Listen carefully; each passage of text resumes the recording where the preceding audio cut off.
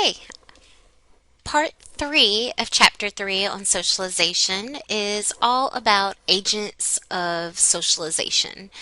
And so these are, if we think about what is an agent of socialization, these are the institutions and structures in society that are responsible for socializing individuals. So we've been talking about socialization being a process by which you learn society's rules and norms and values and beliefs, and it's the agents of socialization that make sure that this happens. Your book explicitly discusses these eight: family, neighborhood, religion, daycare, school, peer group, workplace, state, and mass media. Um, we're going to talk about some of these in greater detail than others, and then we will return to some of these as topics of later chapters. For instance, we will discuss family as well as school. And state in much greater detail later on in this course. But let's just first consider the kind of overriding question that you need to ask yourself about each agent of socialization is, what did blank teach you about society? Basically, how did it help prepare you to be a fully functioning member of society? So we're going to start off by considering two that are extremely important, especially earlier in your life when you're a child and teenager, and that is family and peers.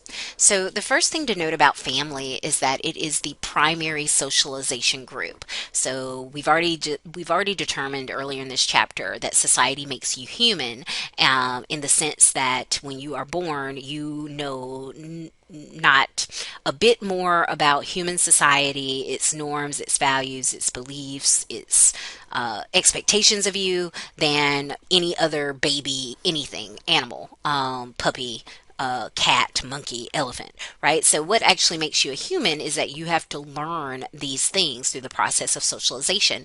And your family is the primary socialization group because you were born into your family, they take you home, they are responsible for your care, your upbringing, your socialization. Certainly for the first, in some cases, 4 or 5 years of your life, with very little additional agents of socialization, perhaps with very little input from other agents of socialization. So, your family is key in transmitting norms, values, and culture. And because they are key, research has shown that there are established links between your childhood experiences and everything from homicide, suicide, other types of aggressive behavior, drug use, college graduation, unwanted pregnancy. So many of the kind of decisions and outcomes that happen later in life seem to be rooted in how you were treated, what you were taught about yourself as well as society during those early formative years. But at some point, especially once you enter into the school system, your peers kind of also take on more significance. And so the definition of peers is just that these are the people who are roughly your same age and share your social standing. So for those of you that are also taking, in-person classes, your fellow students might also be your peers. And even if you are an older student, and maybe the same age as your professor, I have students that are roughly around my age. That still doesn't make us peers because although we are the same age, we have a different social standing in the sense of they're a student and I am a professor. So, what makes peers significant is at some point you maybe spend more time with them and they become more influential than your family. Peers, especially during the teenage years, often have a unique set of norms, vocabulary, media, fashion, role models, and attitudes.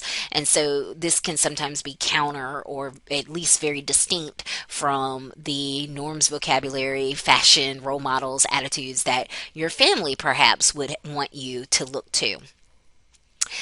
So peers certainly can incorporate you into kind of the teenage subculture during your teenage years. They can help you establish, what is cool and not cool during that time.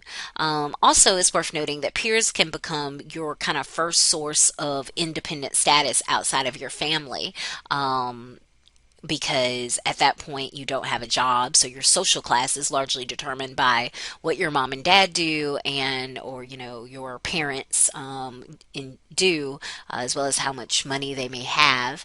But your peers offer you the ability to be cool, be the cool kid, be the not cool kid, be the jock who everyone knows your name, the head cheerleader, the person that's voted onto all of the homecoming courts and prom court and all of that, right?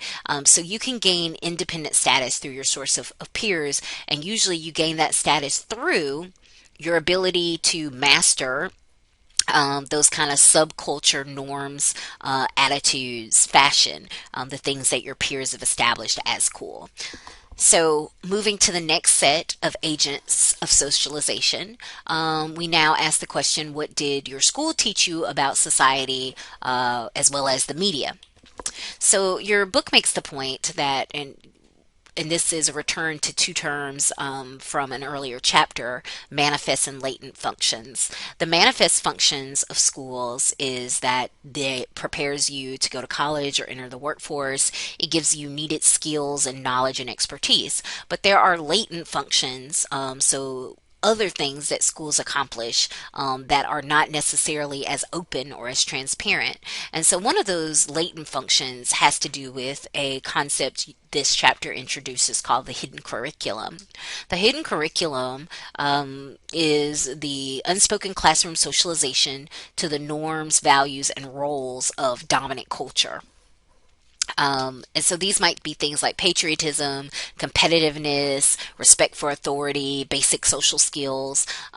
So in addition to the reading, writing, and arithmetic that your school boasts about teaching you, they also teach you some things about, punctuality, or some things about being a leader or being a good group member. As far as patriotism is concerned, a big part of especially elementary years, social studies and civics, is less about historical accuracy and more about feeling good about your country. It's why to this day I think I still know about 20 songs related to the country, the flag, everything from it's a grand old flag to America the Beautiful to the first stanza of all of the military fight songs. Why was I taught that in the third, fourth, fifth grade? And hidden curriculum would suggest it's because in our country we think it's important to raise citizens that are super patriotic, not necessarily super knowledgeable about history itself, but certainly very patriotic about in our views towards the country. So that's just one set or one example of things that you learn about society itself while at school. The media is another popular agent of socialization. It's become more popular in the last few decades with the rise of multiple mass media sources, of course, the creation of the internet, which then gave rise to social media. So there are all these ways in which the media can teach you things about society itself. And so we talked about the distinction between mass media and social media last chapter on culture, but just a reminder that mass media is a medium of public communication intended to reach and influence a mass audience. And this would include things like television, movies, radio, newspapers, books, and magazines. Social media is distinct from mass media in the sense that mass media still has gatekeepers. People have to decide, what type of books are going to be published, or what type of songs are they going to play on the radio, or what TV shows get greenlit to be produced. But social media, of course, there are no gatekeepers. Individual everyday people get to set up their social media accounts, whether it's on Instagram or Facebook or YouTube or TikTok, and they can share media directly with consumers, population, and bypass gatekeepers. So in some ways it's even more democratic. Both medias, mass and social media, um, teach us things about society. Once again, everything from what's cool, what is currently hip, what is fashionable. It gives us some idea about what the beauty standards are in our society. It lets us know kind of what our society values. Think about if you were to do an analysis of reality shows. If you were an alien or an outsider, what would you say America values based on these reality shows that we put on TV? Media certainly provides us with gender norms, like rules about how we expect men and women to behave and to look. Um, all of these things are things that media teaches us about society. And so this has been related to, this unprecedented levels of internet use. Means that these things that we are learning about society are occurring even faster. And in a world of social media, means that the people who are responsible for teaching us these things are even less constrained than they have been in the past. So, if you are engaging with a social media influencer, then what they are teaching you about society is perhaps even different than what a person that's hired to be like a talk show host on a TV show would be teaching you about society. All right, the final set of agents of socialization that we're going to discuss in terms of what they teach you about society is church or religion and your job. So, religion is a central part of many people's lives worldwide. And it, of course, primarily teaches beliefs relevant to that belief system, but it also teaches fundamental values as well as provides people with rules about dress, hairstyle, diet, and behavior. And it's worth noting that sometimes these religious values, beliefs, and rules can be distinct or even counter from what society as a whole or larger society is telling people. And so this is one aspect of the religion's role as an agent of socialization that is kind of interesting or unique, because people who are very religious we can think of as being as part of a subculture, throwback to last chapter's term, and that their religion might provide them additional or more stringent guidance about how to behave in society than what larger society suggests is appropriate. The final agent of socialization is work. So, for most U.S. adults, post adolescent socialization begins with entry into the workforce. Although, of course, we now know that more and more adults are delaying this by going to, college, school, taking gap years, going to grad school. Me, myself, because of the time I spent in my PhD program, I don't think I had a real adult job until I was, 28. And so, maybe 10 years after what many people who go straight into the labor force post high school would have already experienced. But regardless if you go into a job right after high school or if you go to college, or first or serve in the military, there is this period of what we call anticipatory socialization, in which you are starting to prepare for your life as a worker. You learn the specific norms and values and beliefs that maybe are related to the job that you want to have or the job that you expect to have, and you kind of act accordingly to that role that you expect to play someday. And it's worth noting that work can have different expectations than the ones that your family and peers give you. So if we go back to that idea that your self is fluid, who you are at work probably isn't and maybe shouldn't be the person that you are when you are at home with friends and family. And it's worth noting that even occupations that are outside the bounds of legality, i.e., not legal occupations, things like drug trafficking, for instance, or prostitution, they still have rules and roles, and people who partake in those professions still go through a process of socialization where they learn what is expected of them as a drug trafficker, as a drug dealer, as a prostitute.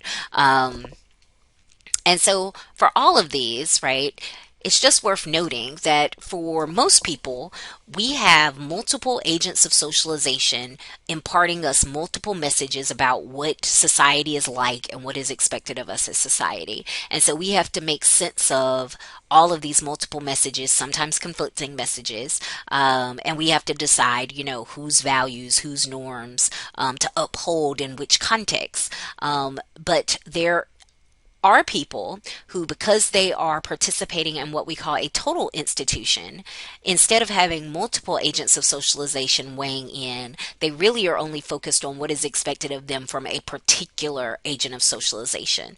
And so, total institutions are institutions that isolate people from the rest of society in order to achieve administrative control over most aspects of their lives. And so, think for a second about what types of institutions would meet that definition. There's several, including prison, military, hospitals, especially mental hospitals or long-term care hospitals, rehab centers, if you are like in a convent, or my mind just went blank, but whatever you call the priest version of that, a monastery. All of those would be total institutions because unlike me, where I go to work, but work isn't a total institution, and I have a family, but I also spend time at work. I spend time at the gym. I spend time with my friends, right? I have all of these agents of socialization that come sometimes with their own kind of unique set of norms and expectations for me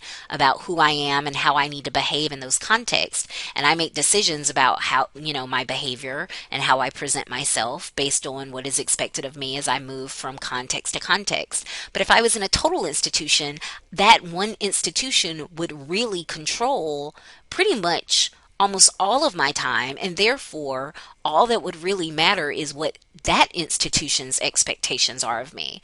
This makes really good sense if you think about like basic training in the military, or the kind of entry period into if you're arrested and you're in prison and you all of a sudden now you're just a number, you're an inmate, and the types of freedoms or rights or behavior that you could get away with outside of prison is no longer possible. It's no longer an option for you. And so we call that process by which you learn the rules of the total institution resocialization. And normally, resocialization involves the institution breaking down your sense of self in order to rebuild you back up into the person that you need to be while you are in that total institution. And there are always debates about how effective or not effective this is, whether you're talking about prisoners, whether you're talking about people in the military, whether you're talking about hospital patients. And it's just worth noting that because all of us won't spend time in a total institution throughout the course of our lives, that means that all of us necessarily won't ever experience the resocialization process. And so that is it for part 3 of chapter 3. The final part is just going to be a discussion of socialization across your life course. So basically, how the socialization process changes as you go from being a child to a senior citizen.